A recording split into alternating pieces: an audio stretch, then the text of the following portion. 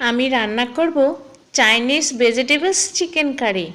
প্রিয় বন্ধুগণ, ভাই ও বোনেরা, ভিডিওটা আশা করছি সবাই পুরো ভিডিওটা দেখবেন।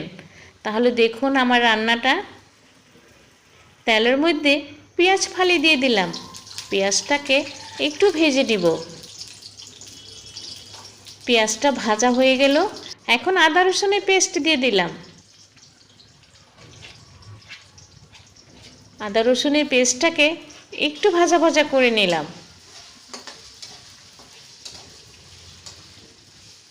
স্বাদ মতো লবণ দিয়ে দিলাম, লাগলে আবার পরে দিয়ে নিব।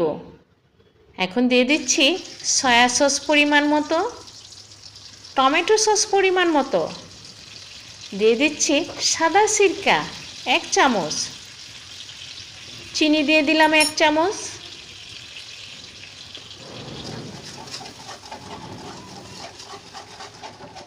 এখন দিয়ে দিব সাদা কালো গোলমরিচের গুঁড়া দিয়ে দিলাম।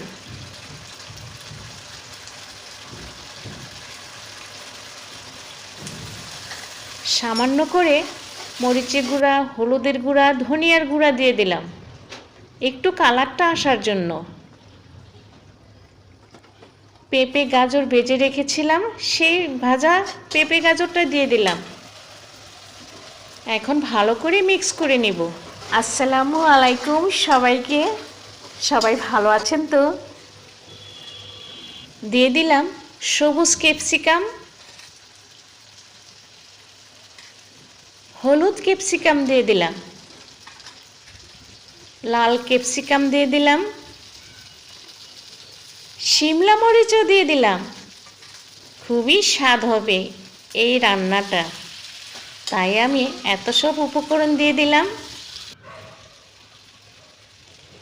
মুরগির গোশত আমি ভেজে রেখেছিলাম, সেই মুরগির গোশতটা দিয়ে দিলাম। এখন সবগুলো একসাথে ভালো করে মিক্স করে রান্না করে নিব।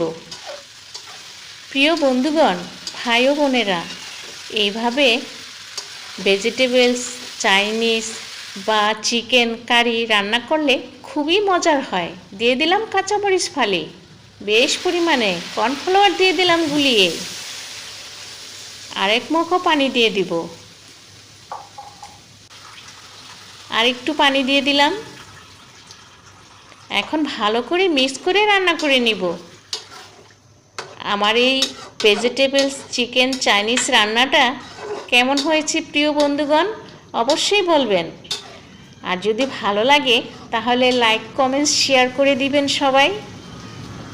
আর এই রান্নাটা খেতে খুবই সুস্বাদু মজার হয়। মাশাআল্লাহ, দেখতে তো খুবই সুন্দর হয়েছে, খেতেও সুস্বাদু। আলহামদুলিল্লাহ। রান্নাটা কেমন হয়েছে সবাই আমাকে কমেন্টস করে জানাবেন। আমার প্রিয় বন্ধুগণ, সবাই ভালো থাকেন, সুস্থ থাকেন। সবাইকে আল্লাহ হাফেজ।